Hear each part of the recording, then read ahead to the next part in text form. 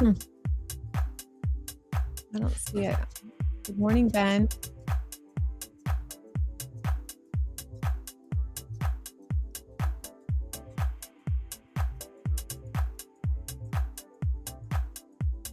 There we go.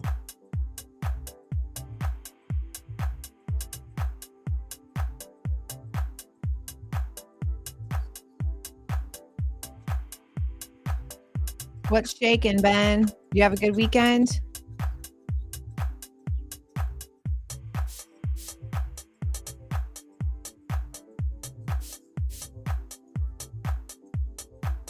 Good morning, Annette, Kimberly. Megan, refresh your laptop.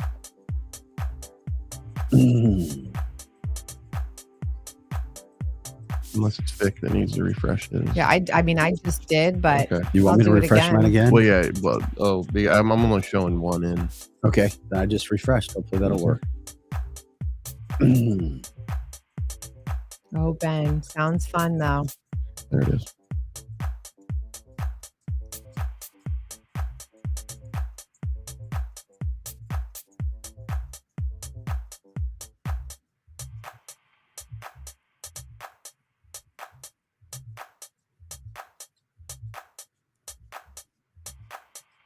Hey guys, welcome into the show before the show. Appreciate everybody being here. Glad everybody is here.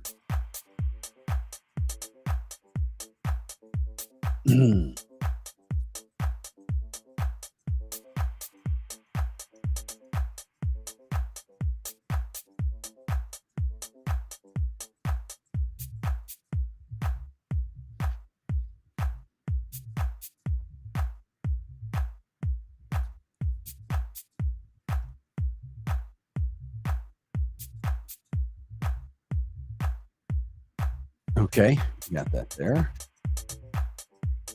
Ben says a long weekend of cocktails. Mm-hmm.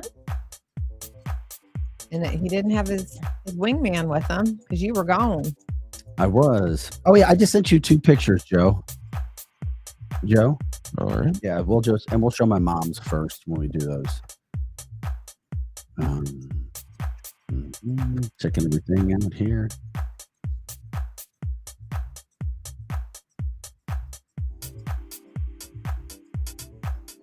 What else do we have today? Oh, Ben's a trained professional. he is a trained. Gotcha. He's an assassin. Yeah, he's an assassin. Man of many talents. Hi, Bindi. Good morning, everybody.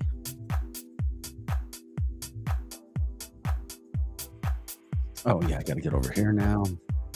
Catching up. It is the show before the show. August 26th. Don't know where everybody's listening today, but throughout the St. Louis metropolitan area where we broadcast live, it's going to be about 100 degrees. Or over.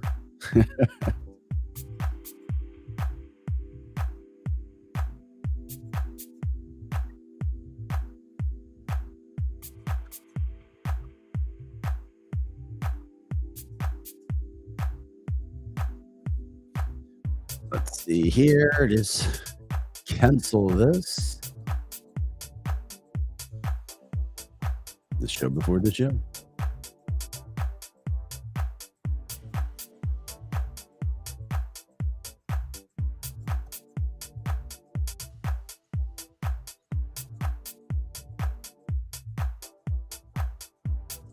Another Monday has arrived upon us. Yes, it has. Appreciate everybody liking, subscribing, sharing the show.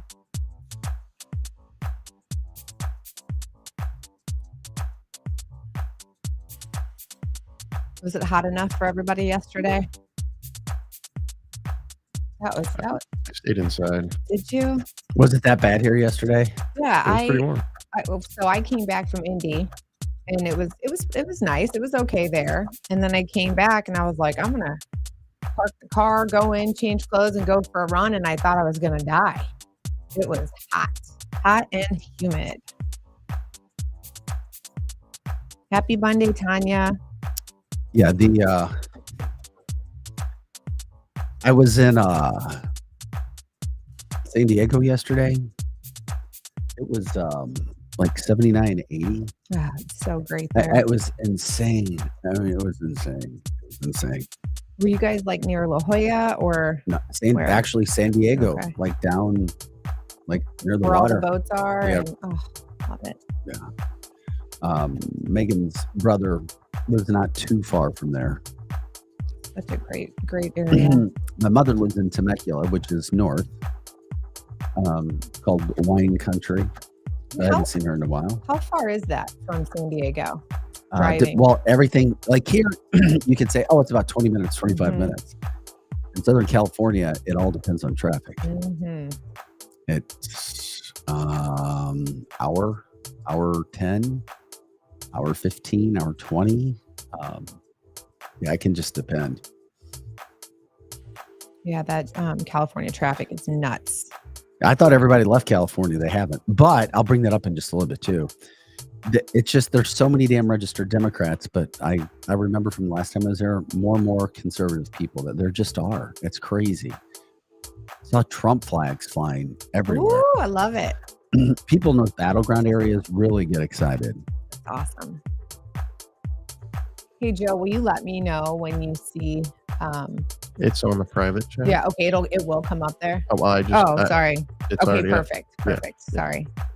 I know. You'll get used to it. I got all kinds of, I'm trying to read the chat, my phone, our private chat. I'm like, oh my gosh. And plus, I mean, you just never Hello, know Matthew. who's going to be in our private chat every day. Today we've got the showdown, man. Well, that's actually just labels for the different laptops, so Yeah. he's not in. Private chat's just usually us. Michelle, I wish this world would slow down a little bit as well. I really do. I feel that.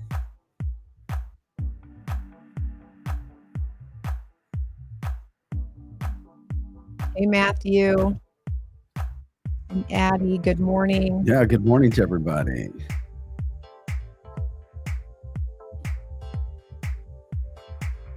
Ooh, Susan, that does sound fun. Seeing an old Alfred Hitchcock movie on a big screen. I bet that was great.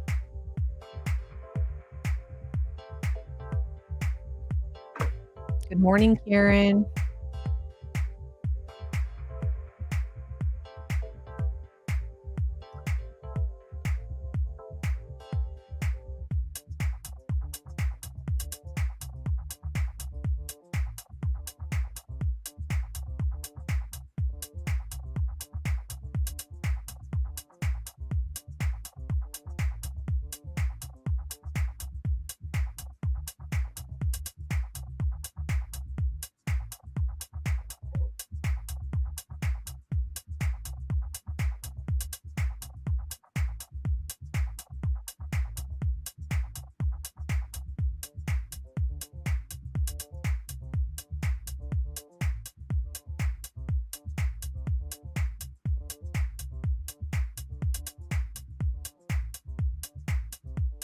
Yes, Kevin, we do. We need to stay strong. That is right.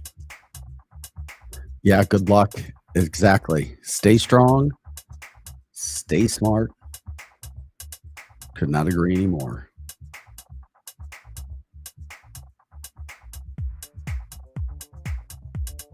Nine o'clock. Is it 9? All right, let's get it going. Thank you.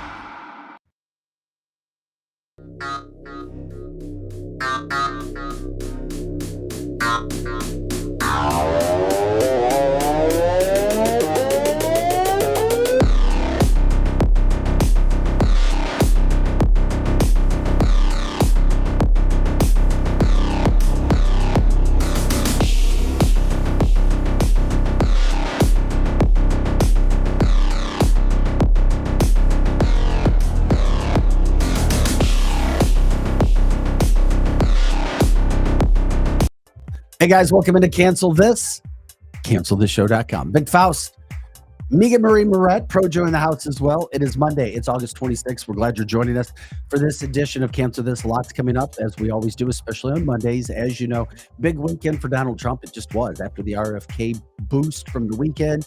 I'm not a big believer in the polling when it comes to independence. It all depends on who you're trying to ask questions to. But nonetheless, Trump talking about putting Elon and RFK Jr. on the same dang staff. It would blow my mind. Maybe even a Tulsi Gabbard. Holy moly, it would be nice. We'll get into that. Also, new polling numbers coming out from the Poly Market, which does a damn good job of keeping things down the middle. They really have been. They always have had a very good reputation when it comes to that. Even ABC, you can't trust everything that they do. I think, Megan, that they just try to every now and then give conservatives, give them a little cookie. Yeah, because they'll I would still be agree right. with And that. then, but even they were calling out Kamala Harris's campaign for lying and using Donald Trump border pictures in her ads. Mhm. Oh my God, it's so bad. Today is unfortunately the 3-year anniversary of Jared Schmitz dying along with 12 other Mhm.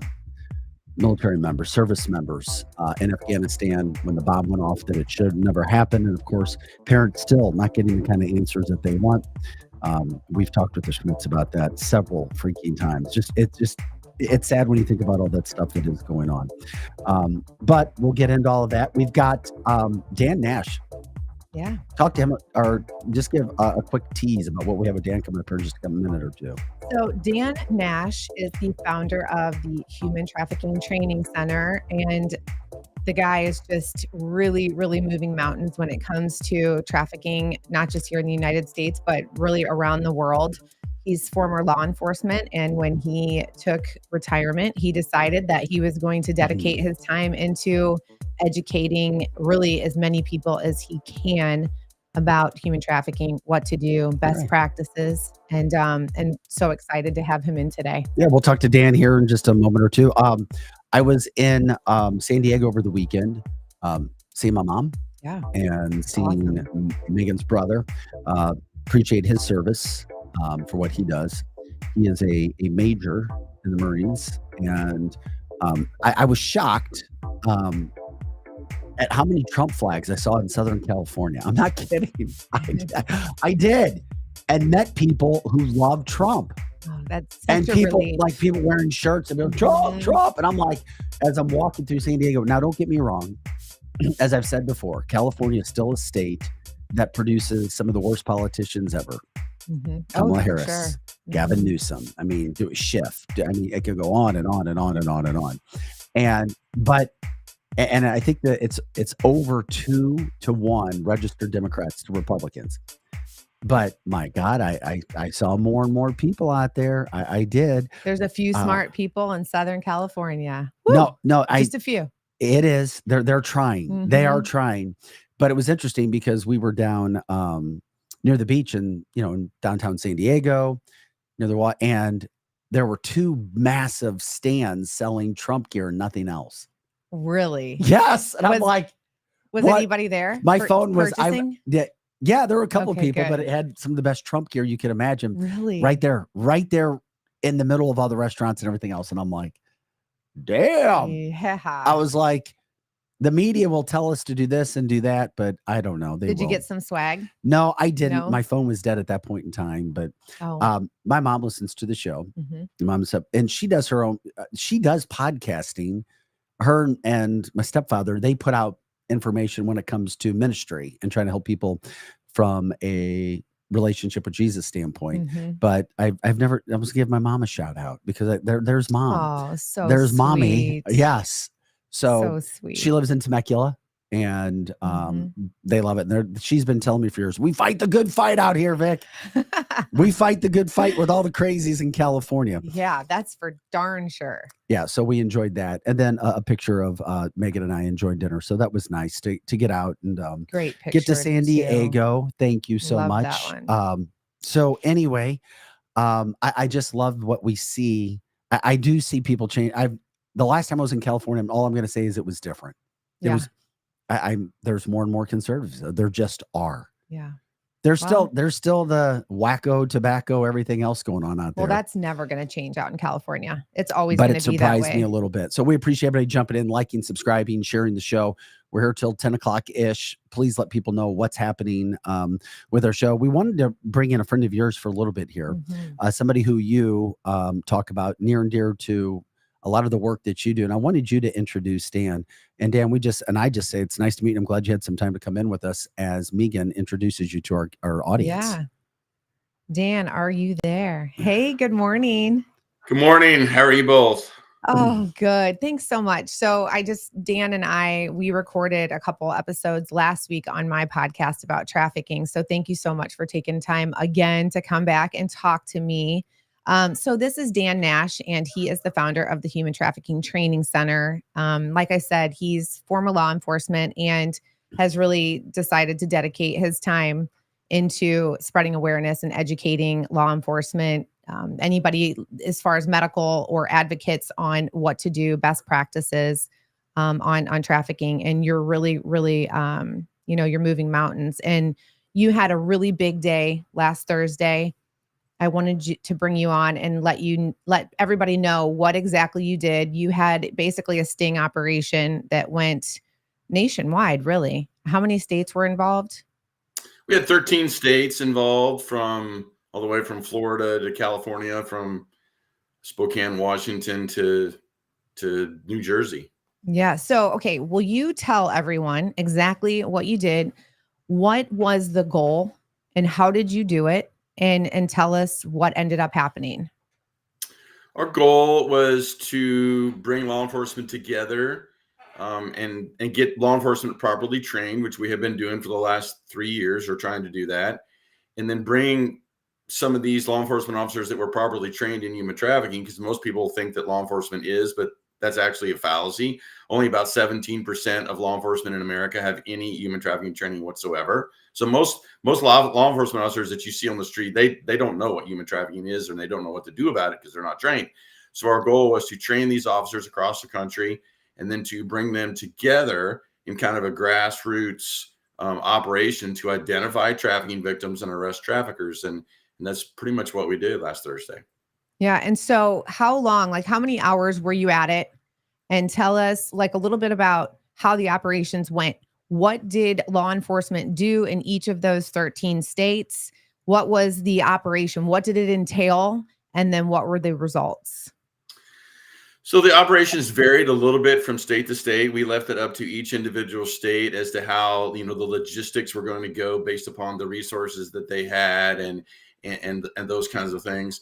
But in a nutshell, we wanted to identify trafficking victims and arrest traffickers. And it started a little, because of the time difference between the East Coast and the West Coast, there was a little bit of time difference. But really, we started probably mid-afternoon for the most part. And then we were done around midnight or 1 a.m. Central Time. And some of the folks on the West Coast still had a little bit left to do, so they got done a little bit later.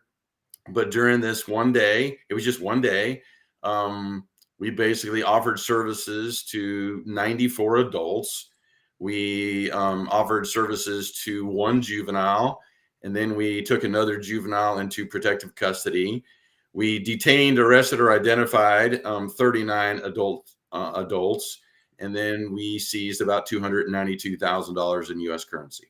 Yeah. Damn. Congratulations. Talking with Dan Nash, he's the founder of the Human Trafficking Training Center. Dan, I know this is a situation that's been around forever, and I know it's not just a cool conservative deal or a liberal deal. It's not a political situation that you're trying to deal with. But I am curious, do you find that there are laws that are being put on the books, or do you find certain politicians or a certain side is pushing harder to try to protect those when it comes to the industry that you're working in?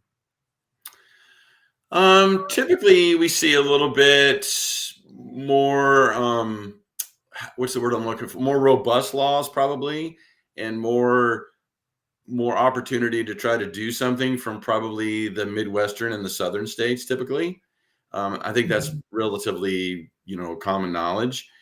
Most of the states, I see a lot on LinkedIn and social media in general about, oh, we need to pass new laws. We need to pass new laws. That's actually not really the case for the most part. Most states have pretty good laws when it comes to human trafficking. Some states obviously are better laws than others. There is a federal law on human trafficking called the Trafficking Victims Protection Act, the TVPA, which was passed in 2000. So we do have laws on the books. The real problem with human trafficking is law enforcement's not trained. And so if you are a convenience store worker or a hotel worker or a casino worker or a truck driver and you see something and you call 911 to report it, whether law enforcement will do something with that information or not is going to mostly depend on whether or not they're trained or not. What I see across the country is if most law enforcement is not trained in human trafficking, they don't understand what to do. They don't get it. They don't understand. And it's not their fault. They just don't understand. And they'll typically do really nothing. And the reason for that is because they don't want to get in trouble. They don't want to make the situation worse for a victim. They don't want to end up in the sheriff's office or the chief's office or somewhere like that. They don't want to get sued, and they don't want to end up on CNN. So why would they do anything? Yeah. Well, and I think it's really important to reiterate to people that this is not a situation where it discriminates.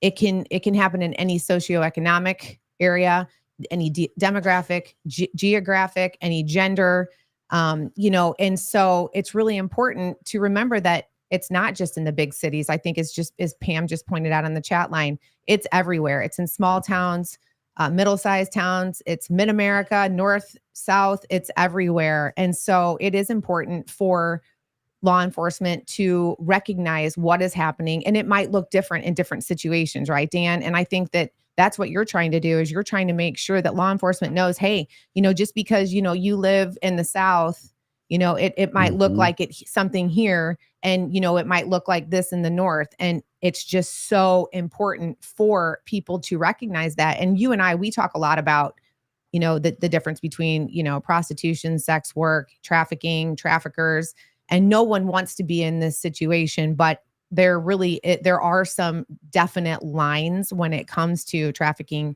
versus prostitution, sex work. And that's where the training is just of the utmost importance, to make sure that you know what to do, the questions to ask, the questions not to ask, and then what happens in what you call operations. And you do some of the most amazing training. I've been to it. There's a lot more that I need to get to. And so you've heard me say this before. I feel like I cannot read anymore. I cannot research anymore. I cannot watch anything more. Just when you think you really know a little bit about human trafficking, you go sit in a class like you offer, and you're just like blown away. And you realize that there is still so much more to learn, and so much more awareness that needs to be shared. And so moving forward, you just keep continuing to get to as many law enforcement officers as you possibly can. And I want you to tell us just a little bit about what happens. I know because you and I talk about it, but I want people to hear, like, when you go and you do these trainings, and these are sometimes big cities, sometimes, smaller cities, but what happens after you educate these people, the phone calls that you get, and what happens. So it happens pretty much immediate. I mean, the analogy I like to use is that, how do you expect a law enforcement officer to arrest a drunk driver if they don't know what a drunk driver looks like driving down the road, right? I mean, they have to know what that looks like, and then they have to be able to walk up on the car and smell the odor of intoxicants and see bloodshot glassy eyes and slurred speech, and be able to do a field sobriety test on the side of the road and all these different things. They need skills, right? They need skills. And most people think that, well, law enforcement already has that. And the answer is they don't. They just do not have it. I never had it as a state trooper. I was never trained in human trafficking. And most law enforcement is not.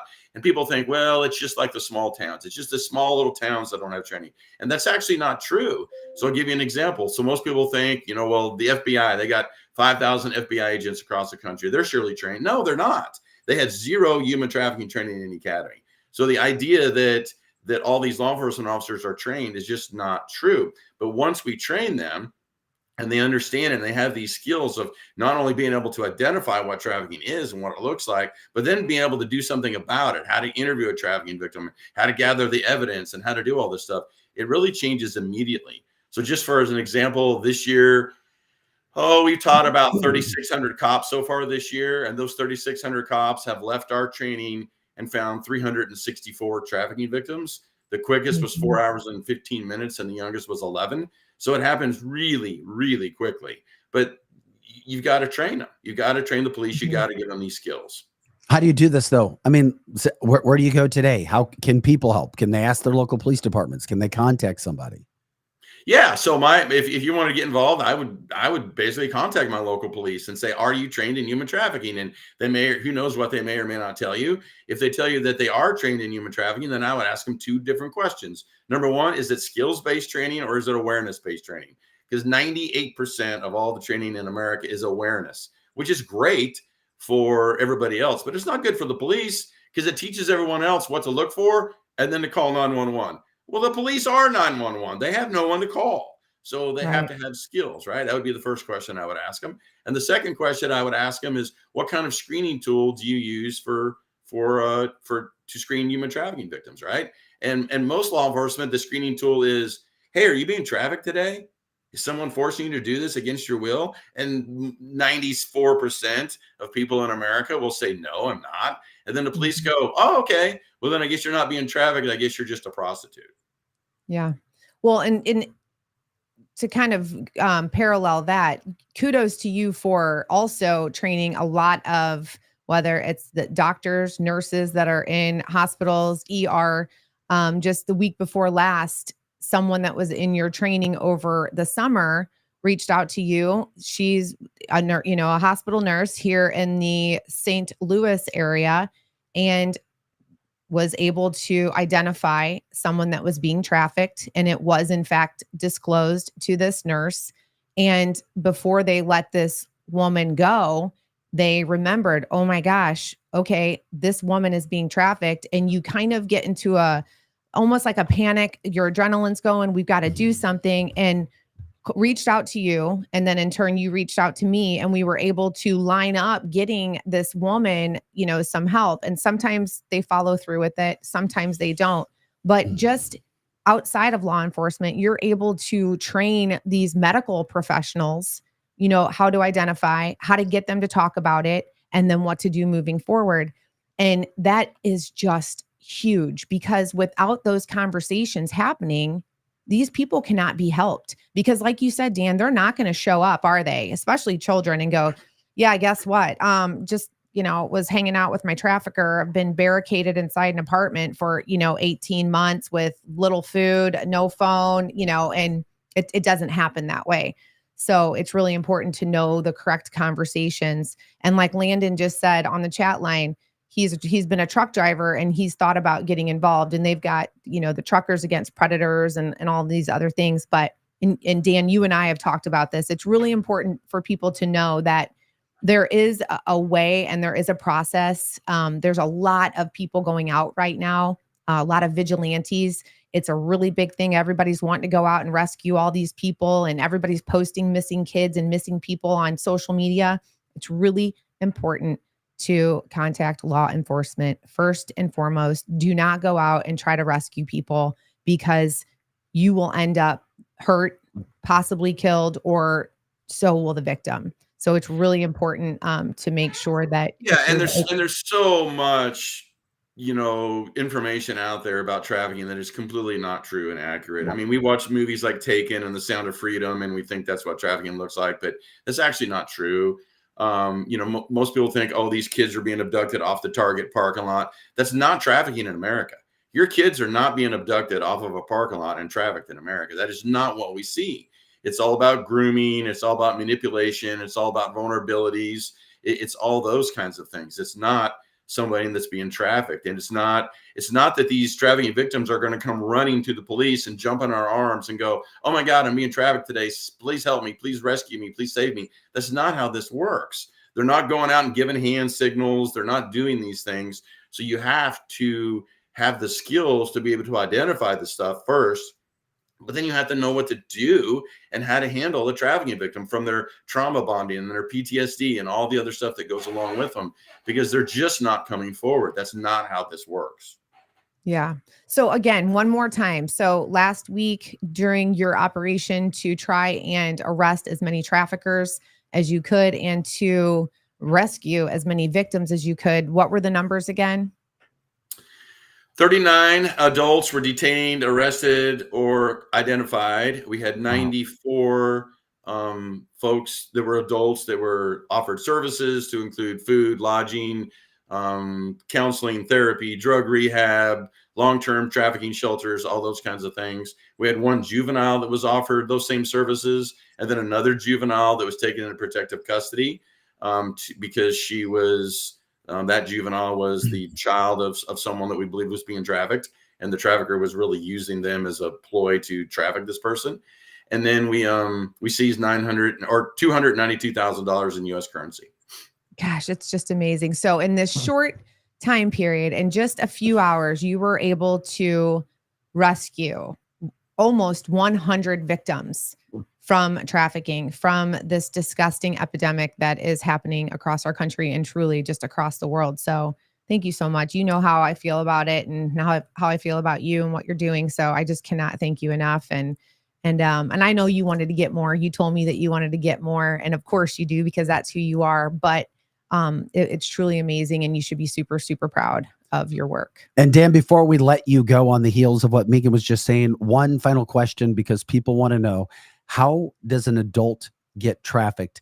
And is this a grooming thing that starts with drugs?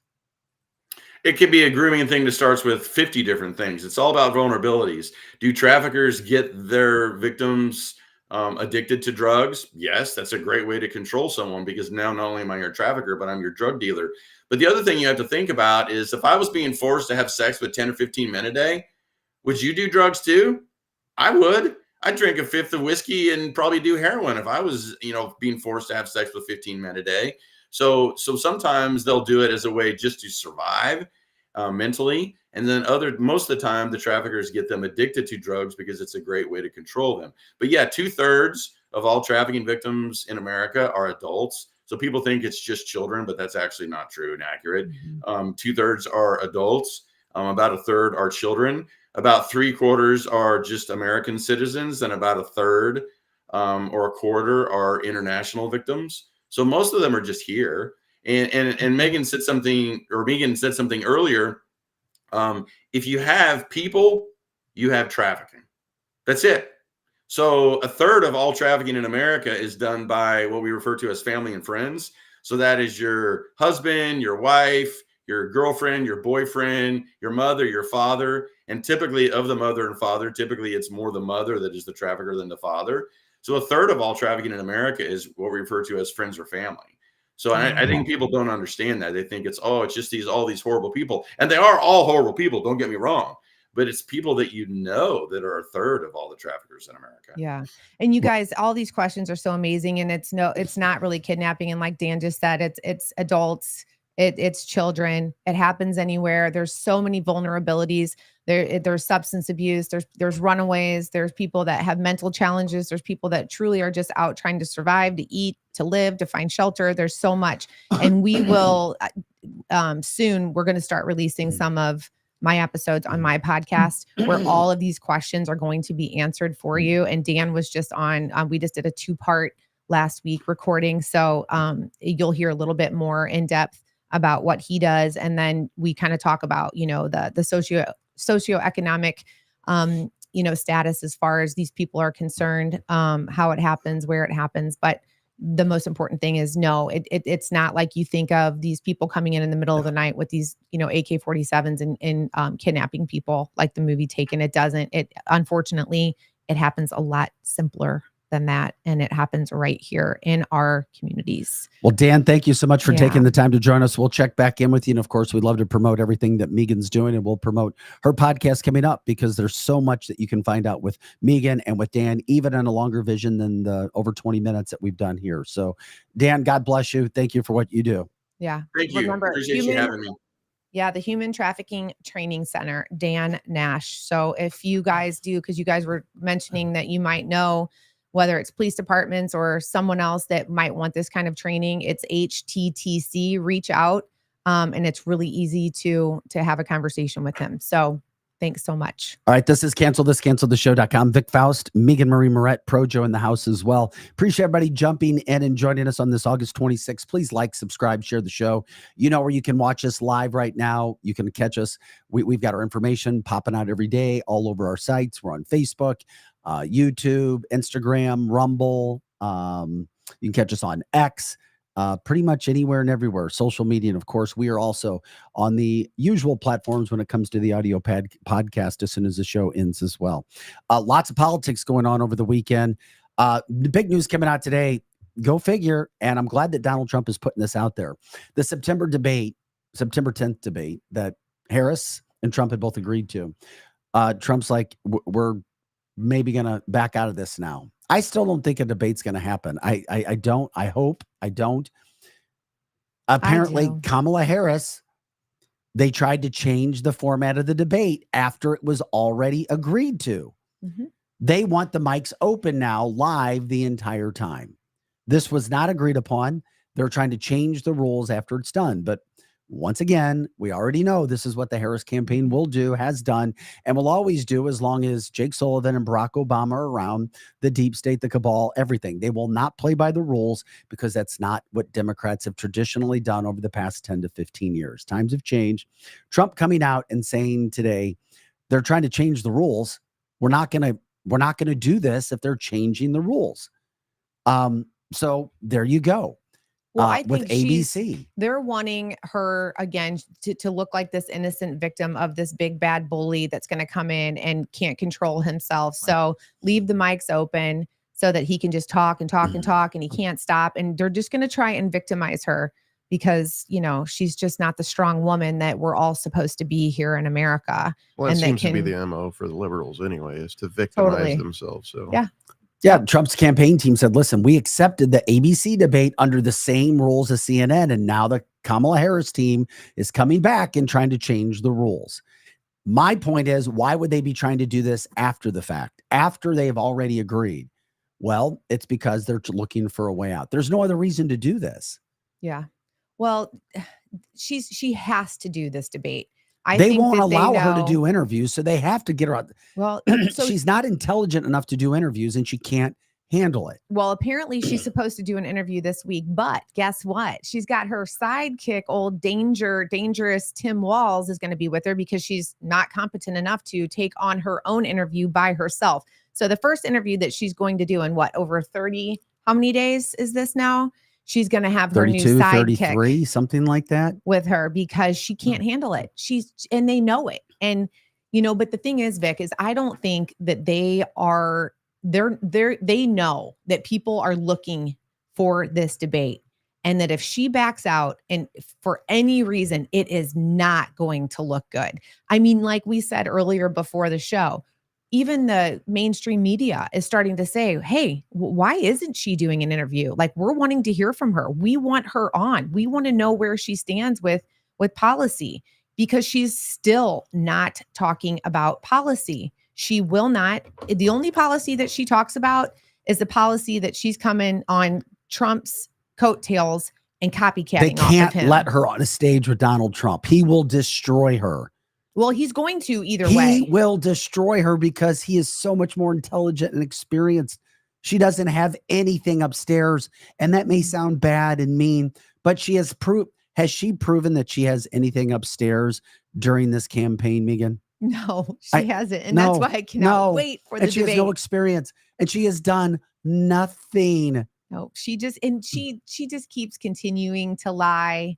And she just keeps beating around the bush. Every time someone asks her a little bit about where she stands on something, whether it was past, present, or future, she beats around the bush and throws her word salad together. And then the next thing you know, she's talking about, hot dogs and French fries. I mean, we have no clue what she's even talking about. At the end of the day, you're responsible for the team that's telling you what to do. You are. Just like Joe Biden, just like all you Democrats who a month and a half ago were telling us he is so great. You look like fools. You guys are fools. I'm sorry. I can look you in your eye and call you a fool, a coward, or a liar. You're one of the three. Yeah. Because you were trying to tell us how great he was and you knew he wasn't and she was lying about it. And then he disappears and then you take a horrible, this is the worst candidate for president the Democrats have had since I can remember.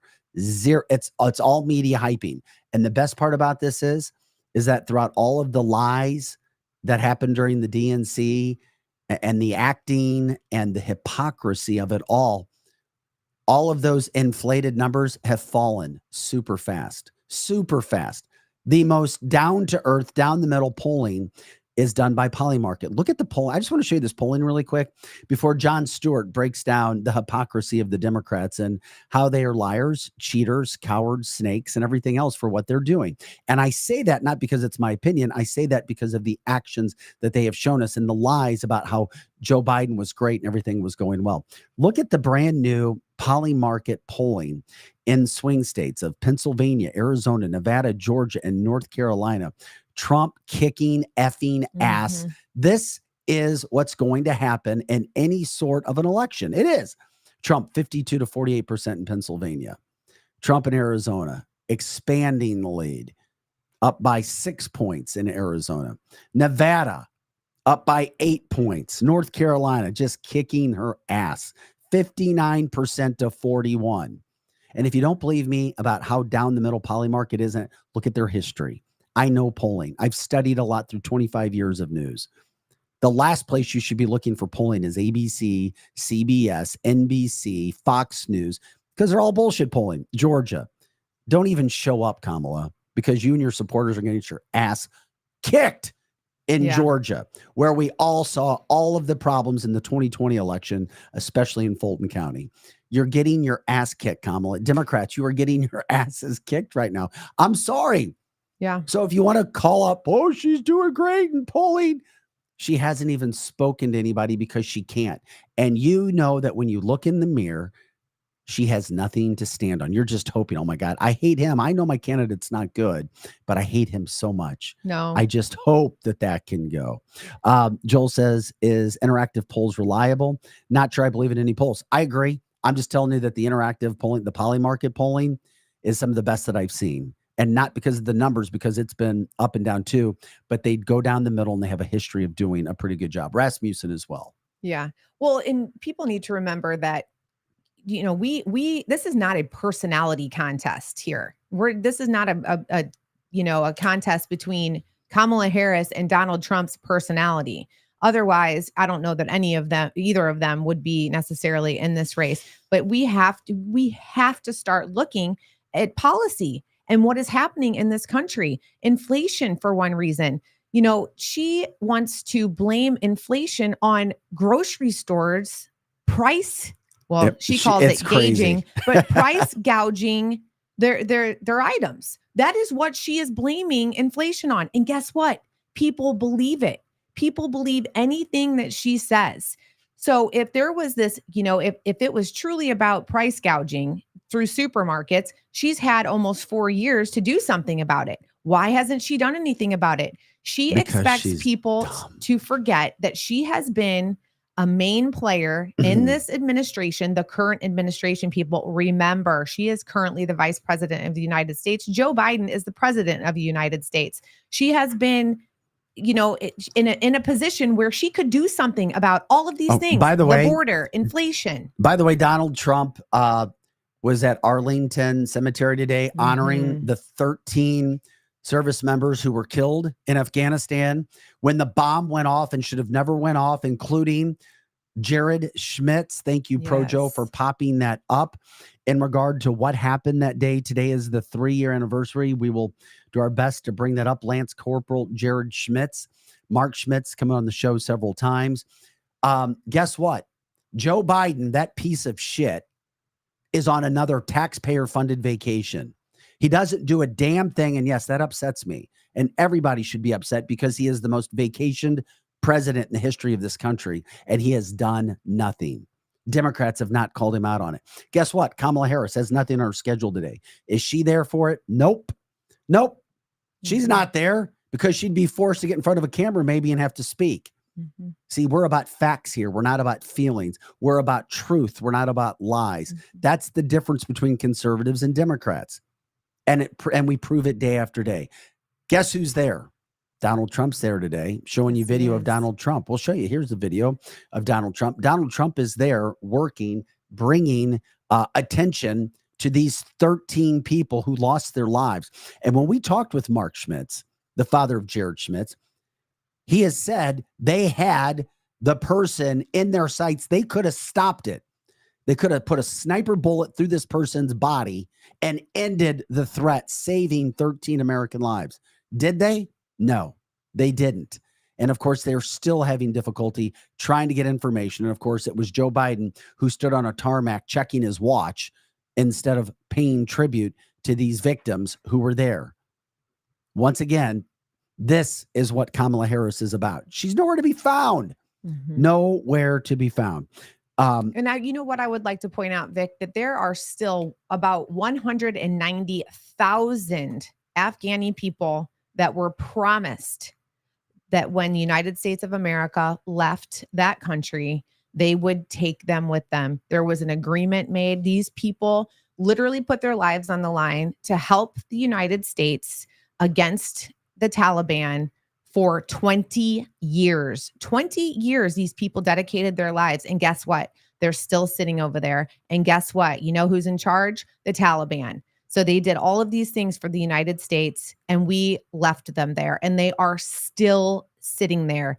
The Biden administration has turned their back on 190,000 people. This is just in Afghanistan alone. Well, it's why Donald Trump calls it the most embarrassing moment Completely. in American history when it comes to foreign affairs. Absolutely. But the media, once again, the media will only put out what they want, which is why you can't watch or trust local media or national media because of what they do. It's wrong. It's sickening. And of course, they do not have our service members' backs. I asked my friend over the weekend, I was telling you about my girlfriend's brother, who's in the military. He's a Marine major. I said, are there military members that you know of who are Democrats or put that out? He's like, not one. And I said, are you shitting me? He said, not one. Once again, this shows you the Democrats are liars, cheaters, snakes, cowards, and even our service members know they don't have their backs. He's like, at the upper echelon, somehow they'll promote certain people. They'll get certain people in, quote, positions of power to try to use them and utilize them in a way that they need. But don't think for a second, not even close to the majority of our military members are anywhere near a freaking Democrat, because we know what Democrats are. They're liars, cheaters, snakes, stealers when it comes to these elections. And thank God, it's another reason to support our military members. They know they're there. They see behind the scenes the support that is or isn't there for them. So I was glad to get that information. Well, and a perfect example of a Democrat that was in the military that left when things started to get hot, when he was actually going to be deployed and his unit was leaving, a guy named Tim, let's call him Tim AWOLs, went AWOL when his unit was going to be deployed. So when things really came down to the wire, he's like, you know what, I'm out.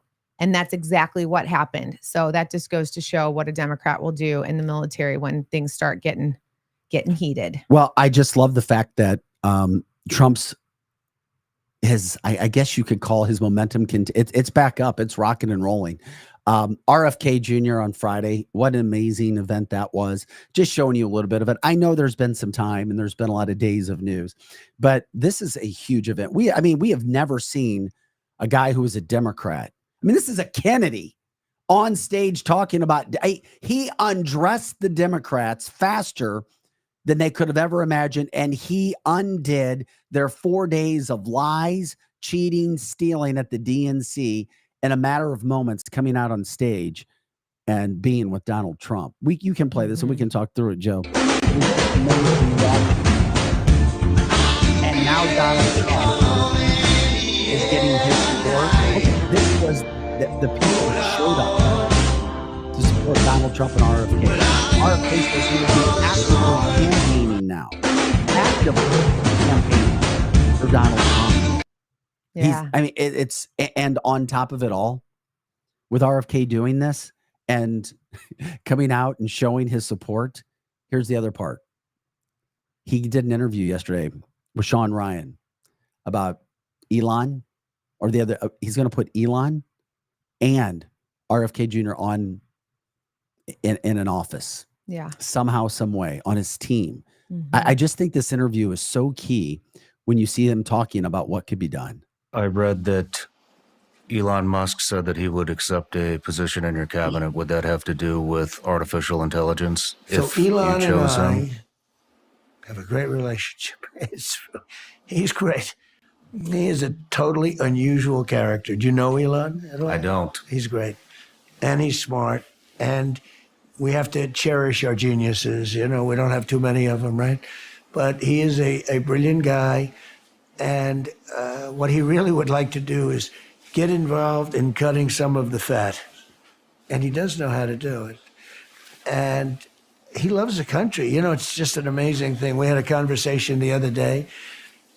You would know better than me, but I hear it had hundreds of millions of people. I heard it had the biggest audience that there's ever been. I mean, would you say that's a correct I statement? would absolutely say There's that's never been correct. anything even close. I heard 750 million people. I mean, numbers that are crazy. And yeah, he wants to be involved. Now, look, he's running big businesses and all that, so he can't really, I don't think he'd be cabinet. I'd put him in the cabinet, absolutely, but I don't know how he could do that with all the things he's got going.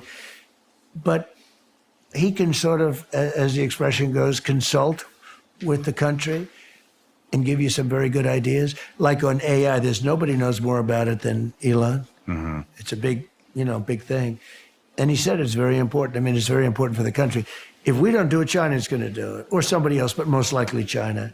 And China is working right now to develop massive electricity, a flood of electricity, a massive flood of electricity. And we don't, because we have people that they're not even thinking about that. Yeah. And we have to win this election. This election is going, November 5th will be the most important day, in my opinion, in the history of our country. Because if our country goes the wrong way with this election, I think this country is doomed.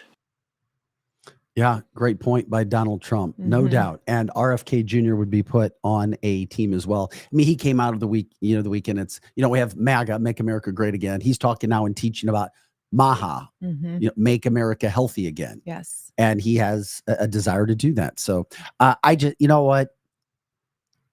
I think it adds something to Trump. I do. Well, I do. And I think even if it doesn't add anything to Trump directly, everything that he said in his speech, if you all did not get a chance to watch RFK speak last week when he announced his suspension and his support for Trump, it was so profound. It gave me chills. He really, really talked about what is happening and how our country is so biased, and that the media is really, at the stronghold of this, and what is happening, and how upset he is at the biasness that is going on in our country, and how it's truly not a democracy. Every single thing that he said was amazing and very, very true. And he wasn't super revved up. He wasn't emotional. He's a very, very measured speaker. So I think that it could resonate with everyone. And then one of the things that I thought was really, really disgraceful is that after he did his speech, his sister came out, Carrie, I believe, and made a statement. And it was absolutely heartbreaking because it wasn't true. And she basically said that, their father and their uncle would be just appalled at what RFK said and him supporting a Republican. And what she needs to remember is that the Democratic Party that her father and her uncle were a part of is very different from what is happening today. And the other thing that she needs to be very, cautious about saying, you cannot point fingers when you're going to be talking about your father and your uncle. Those two were not perfect men. There was a lot of shenanigans going on with the both of them. And there's still a lot of secrets that could come out at some point. I see something. I just want to jump in with Yeah. Mark Harris, who is Drew, because he's one of the coward Democrats who can't go by his real name, says his own family hates him. Guess what? You need to look inside that family. I would rather be hated by my family if they were lying, cheating snakes like Democrats, and they are, with the history that they have, than to be loved by lying, cheating snakes in the family and then have somebody else. Just because your quote family hates you because you call out the bullshit does not mean there's a problem with them. It's a problem with you. We could talk about it's a mental illness. And I know that you have a mental illness, and I'm so sorry, but we let you on because if you didn't have our show to go into, nobody else would accept you. Yeah. And it's a Kennedy curse. And the reason for that is that they have done so many things. Chappaquiddick, Mark Harris. Why don't you go and let's look up Chappaquiddick? He's not intelligent enough for that. But, that's just one of many things. And I'm not he here didn't to get very good school. I'm not here to try and degrade the Kennedy family at all. But what I'm saying is that they've got a history.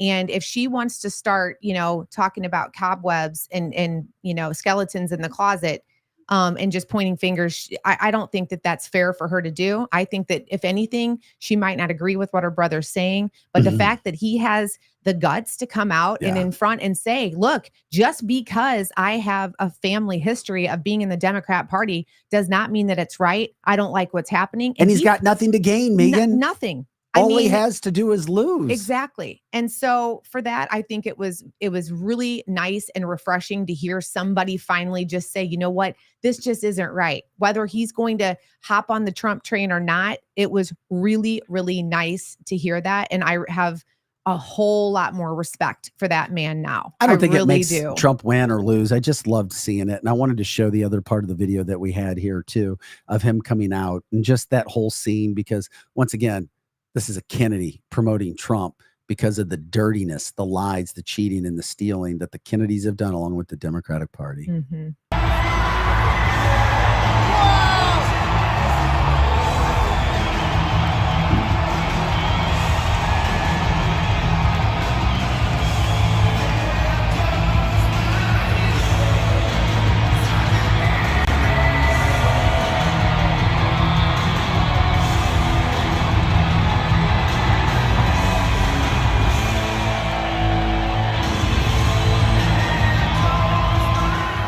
I just loved it. And of course, it's good.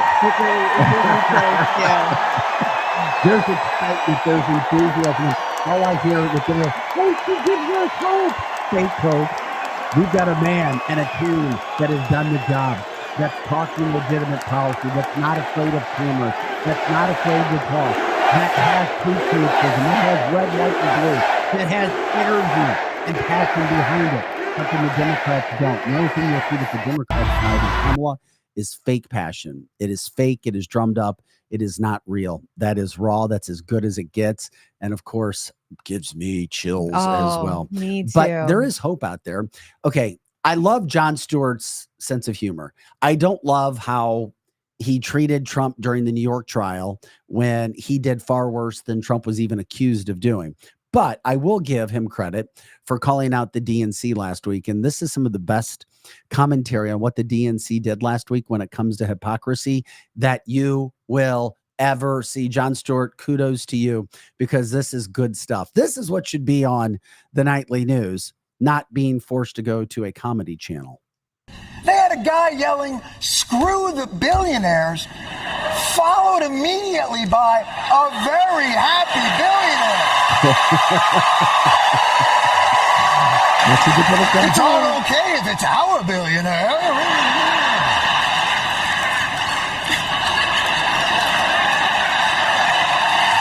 I don't like billionaires, but he's all right. They had guys making fun of people for going to Yale, and a bunch of people who went to Yale.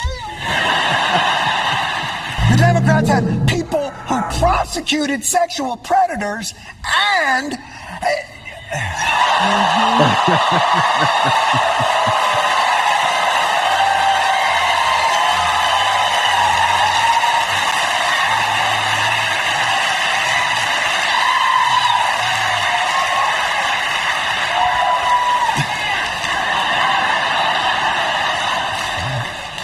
There goes that booking.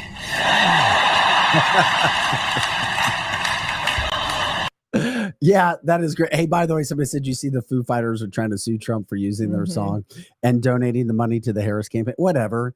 The Foo Fighters are pieces of shit. And Come who on. cares about the Foo Fighters? It's because the Foo Fighters are. Is that true though? I mean, Yeah, but the who Foo Fighters cares? said They that really they didn't get permission to use that It's legal. If you break the dumb law, song anyway. if that's That true, breaks my then heart. fine. If you broke the law, then that's what happens. But still, once again, the Foo Fighters, nobody cares about the Foo Fighters anymore. No, They're has-beens, never was. Get out of here. they're just looking for dude, 5 they need seconds of fame attention. again. They do. Yes. They're thirsty, poor guys. And they Ugh. literally, they do look thirsty. They Get look a like life, they haven't had a Dave, drink of water Dave, in Dave, 25 years. Dave, get a life. Right. Dave, exactly. get a life. Okay. Yeah. You had your 15 minutes of fame. Bye-bye. Bye-bye. Oh my God. Thank you, Whatever. Donna. You're so sweet. She's like, Megan Marie, it's a rock group. I was kidding when I was replying to Mark Harris when I said, who are the Foo Fighters? Like, who cares? Like, there's way bigger fish to fry than the freaking Foo Fighters. The Foo Fighters hero is Donald Trump. Yeah, Foo-hoo. That's right. As a Foo Fighters fan, I'm heartbroken. I mean, You Oh, should be. I love You Foo should be. Fighters. I think we should This- put them on ban. But We're this gonna is what boycott the Foo happens. Fighters. This is what happens when dumbass entertainers who think they're cooler than what they really are, who think they're special and important, like Dave. Dave, you're a nothing, you're a nobody, just like the rest of us. But you want to act like you're somebody special. When they open their mouth, this is what happens. Hey, So and don't- I would like Hey, to I add, was able to separate the politics from Blink 182 with them. Okay. Just hey, I would never want to sit and hang with these dudes Yeah. ever, but I'll listen to their music. Yeah. Hey, I would like to add one roast to Jon Stewart's. And that I just thought it was so funny that you've got someone like Michelle Obama telling everyone, my parents raised me to be suspicious of people that had more than they needed, that had a lot of money. We're not going to talk about my mansions said- and my who $160 said million. that? Did Michelle Obama Michael at the said that? DNC. Oh, Big Mike got up and My she parents said, taught me to be suspicious of people who were born men dressing like women. yeah, and well, people whose chefs yeah, drowned in their lake. yeah. But so, Mm. yeah, there you go. But so here she is, and she's Yeah. talking about how people, you need to be suspicious of all these people. And then she turns around and she's like, and let me introduce Oprah Winfrey. I mean, it just, the hypocrisy of last week was just on fleek. So I thank mean, you. But John, was but Jon just- Stewart said it. That's Yeah. right. I mean, it's And then just RFK Jr. unbelievable. came out and undressed them very fast. Mhm, I mean, yeah. he ended 4 days of lies. Yeah, I think they brought up Trump's name like 200 times, they did. and they brought up inflation like 3. And you know how many times Biden's name was That's brought why up they're cowards. at the RNC? I don't know. Oh yeah. Twice. Well, yeah. I mean, because they don't care. I mean, they're so about hating Trump because that's all they have. They literally have nothing else to talk about. There's no substance at all of what's happening there and what happened last week at the DNC, except for the food truck abortion truck. So that now they we had have the pulled up. situation coming up with the debate. Trump's team had agreed to the September 10th debate on ABC, and now they've come out and said that Kamala Harris's team is trying to change the rules. My humble opinion, once again, they're doing it because they don't want her on a stage with Donald Trump. Mhm. Try to make it would you want Kamala Harris, Megan, on stage with Donald Trump? I do. No, if you're her campaign team, No. Oh Would- my do you word. really want her No. on No a way. stage. No, it's gonna I annihilate her don't. just like it did Biden. It's going to, they can think that they're on top of the Hell world. She's no. gonna go from a 10 to a -10 quickly. I mean, it's gonna happen. And I cannot wait. Come on, let's go. September 10th. Let's have it already. It's gonna be good.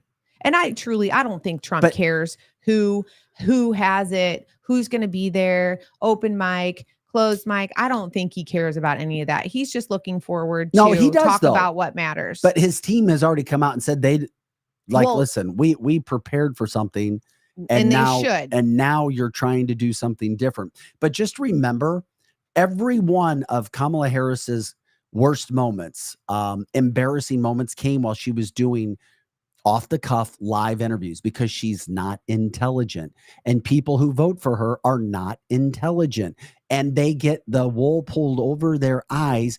She can't do it. That's why she is avoiding pressers, avoiding media, because she doesn't have the skill level. She doesn't have the brain. This is a time where she can't get on her knees and make things happen. She has to actually use her brain Mhm.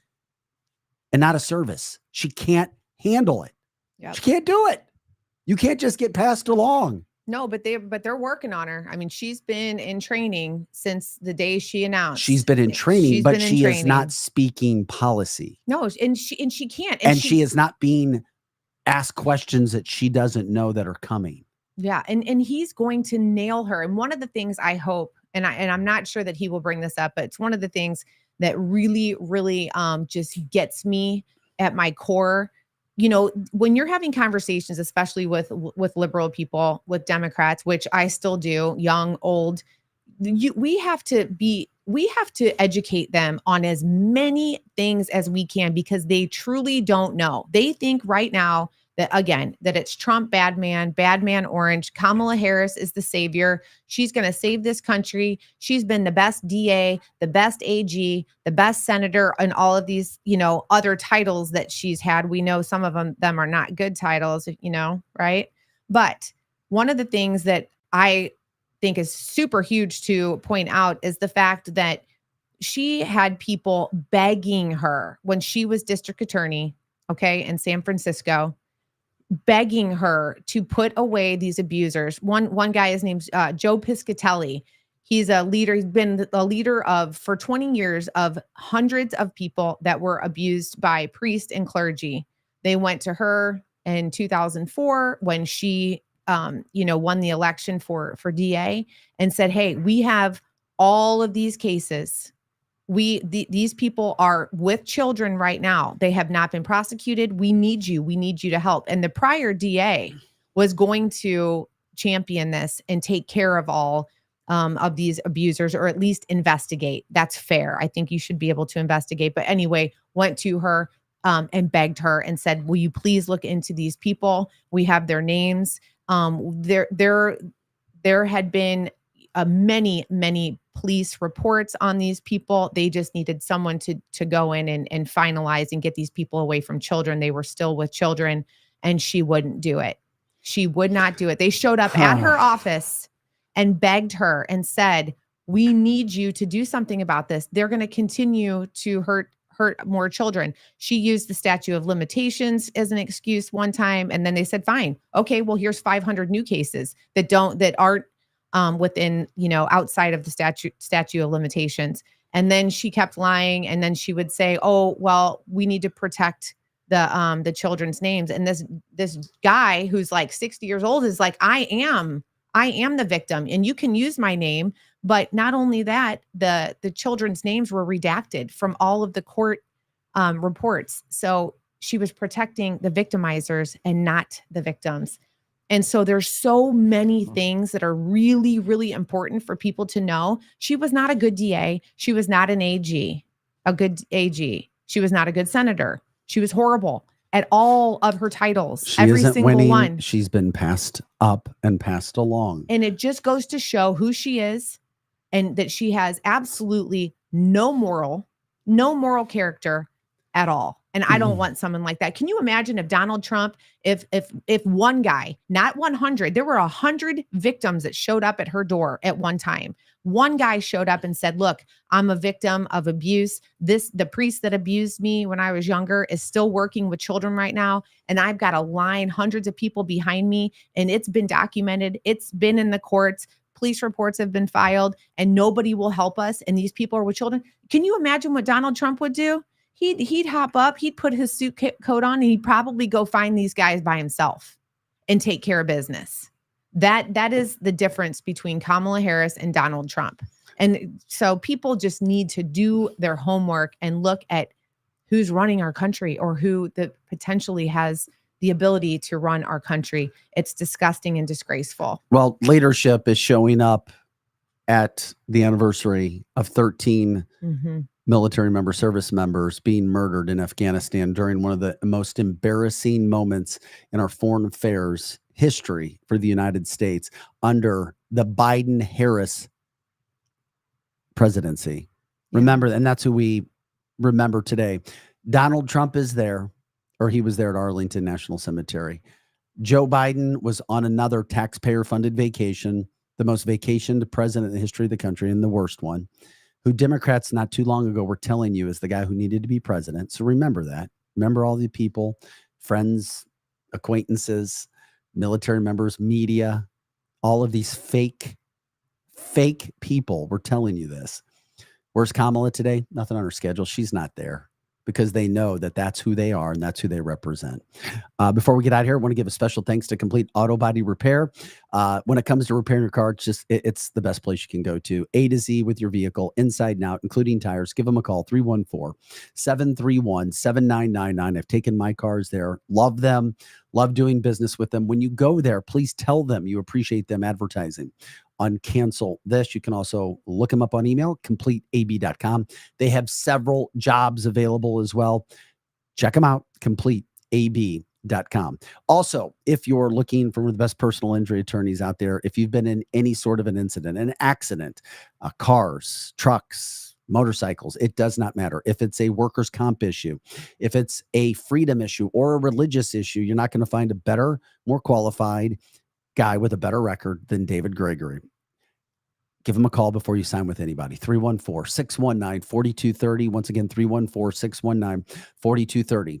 And if you tell them that you're from Cancel This and they take their case, and he's not going to take your case unless he's going to win, you're going to get back more of a percentage. He's going to give back a percentage of what they would get and give it to you for coming and listening to Cancel This. David Gregory, you can catch him at conservativeinjurylawyer.com, conservativeinjurylawyer.com. Also, wequipusa.com. Check them out when it comes to renting items and putting items up for rent. Connect you with people in your area, wequipusa.com. Also backed by insurance. Just a really, really cool site. And who knows, maybe you can start a new trend there of items being rented. When it comes to Jonathan Heslop, he's going to be on the show coming up on Thursday. It'll be the all-male review. Megan will be gone. It'll be Eric Johnson, Jonathan Heslop, the owner of Rockwood Charcoal, and myself. Missouri hardwood charcoal, the best you're going to find in America. You can get it in your stores or you can get it on Amazon. And he also has Capriati Sandwich Shop. Open 8 a.m. to 8 p.m., new hours. They roast those turkeys overnight. They slice them and dice them the next day. Some of the best sandwiches you're going to find anywhere in the Rock Hill area on Manchester Road, 9532. When it comes to real estate right now, of any kind, buying houses, selling houses, rehabbing houses, any sort of real estate, give Megan Livingstone a call, 314-249-1708. 314-249-1708, or you can email Megan at megan.livingstone@exprealty.com, megan.livingstone@exprealty.com. So we appreciate all of the advertisers we have. If anybody else ever wants to make a donation, you can do it on your laptop or your phone. We accept anything. It helps us also with this free speech platform that we have. Or if you know of another advertiser that we could use, please let us know. We will do everything that we possibly can to get back from that. Benny says before we go, oh, by the way, lots of DNC attendees now have COVID. Okay. Who even test for it anymore? We just want to remind everybody, these are some of the ploys that the Democrats will use. U.S. Olympic athletes and Olympic athletes from all over the world were, quote, testing positive during the Olympics, competing and winning gold medals. Mm-hmm. So I just want to remind you of that. Mm-hmm. Your common cold, yes. Your common cold. Mm-hmm. Maybe even you have some sort of a sinus infection. Oh yeah, we're going to call that COVID. Yeah. It's okay. We can do it. We can get through it. No reason to, run for the hills and lock your doors and, hibernate. But we love you. We'll be back again tomorrow. Please like, subscribe, share the show. Check out all the platforms. If you don't follow them yet, please do. Get over there to Instagram, to TikTok, to Facebook. We're growing there. X, YouTube, and let people know. If you send our information to one person, we'll go from there. So thank you again for making the show what it is and all of your support. So we'll say goodbye for today. Anything else, Megan? No. See y'all tomorrow. All right. Have a great Monday. Pro Joe, Megan Marie Moret, Vic Faust. Talk to you later.